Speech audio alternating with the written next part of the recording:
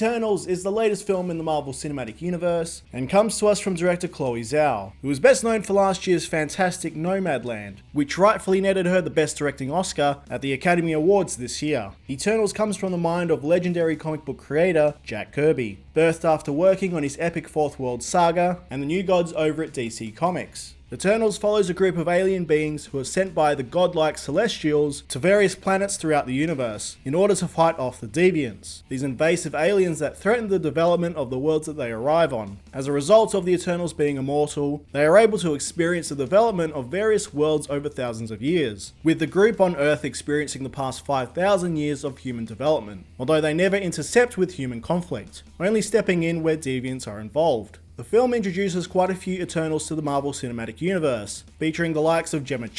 Richard Madden, Kumail Nanjiani, McHugh, Brian Tyree Henry, Lauren Ridloff, Barry Keoghan, Don Lee, Salma Hayek, and Angelina Jolie, as this dysfunctional family that has lived on Earth for thousands of years. Kit Harington is also here as a human character, just not in the movie a whole lot. Given that this is a movie about immortal superheroes and planet-sized gods, it's fairly safe to say that Chloé Zhao and Marvel have really shot for the stars with Eternals, developing an ambitious story that spans millennia, trying to examine how humanity has evolved over the centuries, for better or worse, while attempting a deconstruction of how myths are developed over time and the mythological figures that get birthed from these stories, all the while trying to maintain the look and feel of your usual Marvel film. And what we get is a bit of an uneven package that is full of interesting ideas and themes that I am fascinated by, especially as someone who kneels at the altar of Joseph Campbell and the Man with a Thousand Faces. However, there are numerous stylistic choices and pacing issues that I believe stunt Eternals from its full potential, often causing the film to move along at a snail's pace. And don't get me wrong, the more I soak in the movie, just going over details and thinking about its themes, the more I find things to like about it. But in terms of being an overall engaging experience, it is a film that leads me to feeling pretty conflicted about it. As I said, Eternals is packed with a lot of interesting ideas, using these immortal characters to explore the limits of mortality and the actuality of free will in the presence of these omnipotent gods, with the Eternals growing over the millennia as they experience different periods of human history, where the Eternals initially believe that they are sent to serve a single purpose in life from the celestial Arisham. They instead learn over time about the different multifaceted aspects of humanity, like love and familial bonds, which really is the heart of the film, and at the core of what Chloé Zhao is interested in exploring with each character arc, leading to moral dilemmas over loyalty to a cause and sacrificing for the greater good, making their decision to save humanity all the more powerful as they recognize those human emotions and experiences, even if admittedly that growth isn't quite represented equally amongst the cast. Gemma Cersei empathizing with the love and passion that humans are capable of, Brian Tyree Henry's Phastos being confronted with the destruction humans are capable of, all help to encapsulate the complex aspects of humanity that Chloé Zhao is trying to confront, such as little McHugh as a sarcastic sprite, presenting the dilemma of being cursed to a young body, unable to experience aspects of life that others can have so freely. Richard Madden's Icarus, utilizing some very on-the-nose references to the Icarus of Greek mythology, is used as a means to deconstruct the Ubermensch, or more popularly known through DC Comics, Superman, the ultimate man who perhaps could be too loyal for his own good. There is definitely an effort to subvert the Icarus character from his comic book iterations that I think adds some dimensionality to yet another Superman type character, although I'd be shocked if some purists aren't taken a little aback with the handling of Icarus in this film. And speaking of Superman, yes, the numerous DC references in Eternals caught me off guard as well, which is kind of bizarre in a way, as the references to other Marvel characters like Iron Man and Captain America still felt as forced as they did in Black Widow and Shang-Chi. But deconstructing mythology in this kind of way is always something that I find quite interesting, and being able to see how certain real-life myths were created and influenced by the Eternals throughout history adds some mystique to the characters, while also having some fun with certain tropes, even though we have actual mythological characters existing in the Marvel universe. I do think Eternals quite often buckles under the weight of having too many characters to juggle through, where some characters aren't given as much time to develop as others, such as Angelina Jolie's Thena, who offers a brief surface-level look at mental illness before off-examining other characters. Having some characters saved for an Eternals sequel, or a Disney Plus series, where those themes could be explored in more depth, may have been the better move, being that some of the performances are going for a more stoic feel, they can occasionally come across as more dull, which is why it's such a breath of fresh air when Kumail Nanjiani's Kingo and manager Karun show up, to bring some much needed energy and levity to the movie. A lot of the runtime in Eternals is divided up between the present day, of the Eternals getting the band back together, and the numerous flashbacks with the Eternals experiencing moments in history, where they are presented with moral dilemmas facing humanity and their own place in this foreign world.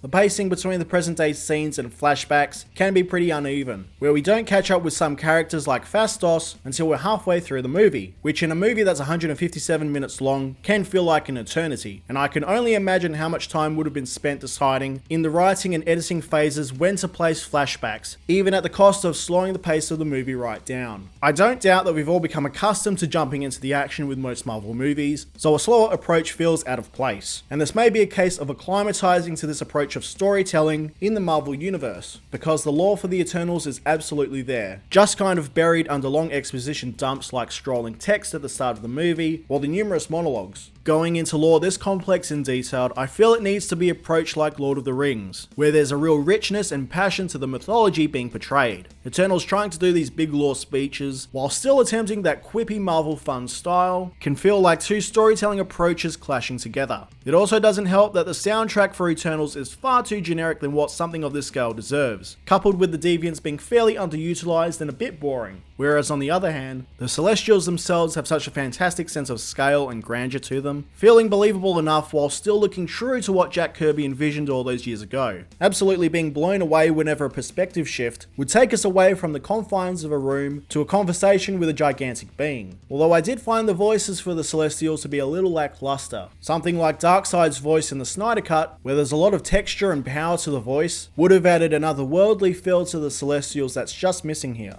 Ultimately, Eternals is a unique experience in the Marvel canon that just doesn't always work, even though there are some fascinating ideas present. This is easily the most stunning Marvel film in terms of in-camera cinematography and usage of real-world locations, but then you'll have moments of spotty CGI that take you out of the experience, especially in one of the post-credit scenes. Over time, I think Eternals may receive a warmer reception from Marvel fans, but it will take some examination and understanding to get there. As for now, the overall engagement just isn't quite there, despite the potential for the property being through the roof. Marvel Studios' Eternals gets a 6 out of 10 from me. Guys, I hope you liked this review. If you want to see more reviews just like this one, stay right here for your mono fix. Bye guys.